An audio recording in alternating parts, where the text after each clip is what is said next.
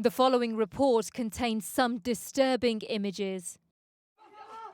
If you want to know why so many Syrians are on the move now, it's fear of the war that rages at home and the many ways to die. But there's one threat they were supposed to be safe from: chemical weapons. But we've seen evidence suggesting they're still being used, and repeatedly government forces are accused. UN investigators say they have a high degree of confidence that chlorine has been used repeatedly and systematically as a weapon in the Syrian Arab Republic.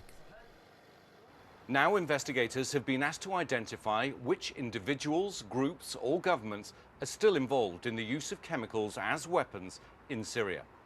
We've tracked down some of those who say they witnessed these incidents.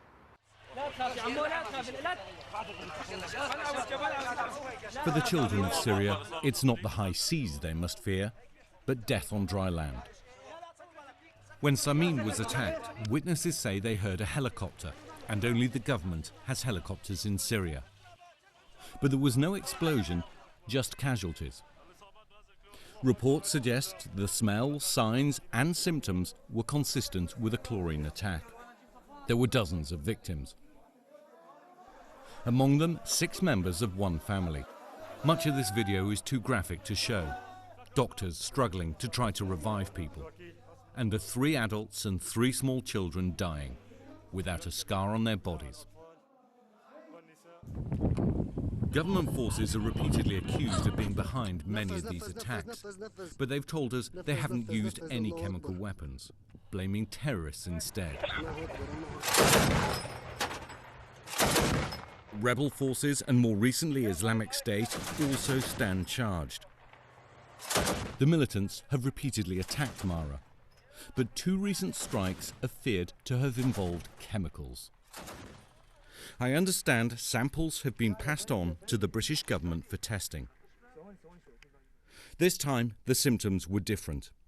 The fear is that Islamic State has acquired and now used mustard gas. How do you know that this was some form of chemical weapon and not a routine munition? After seeing the symptoms and after talking to many other people who confirmed that mustard gas was used, symptoms were suffocation, blisters, watery eyes and runny nose. There was a very bad smell as well.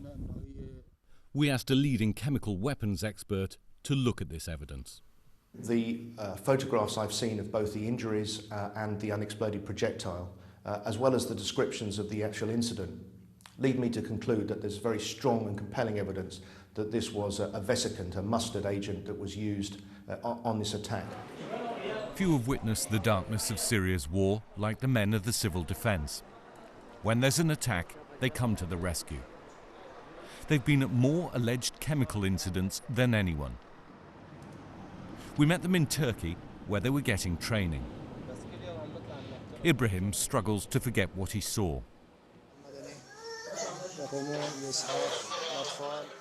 The children choking, a pregnant woman who miscarried, and he has no doubts what caused it.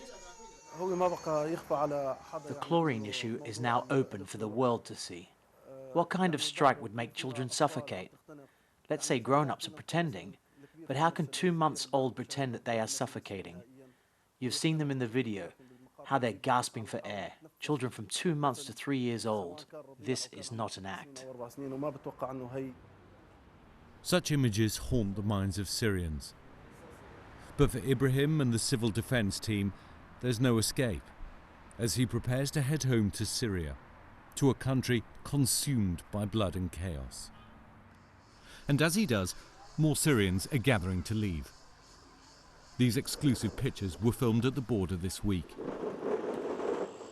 Families who've endured 4 years of fear, who've been shot at, shelled and gassed.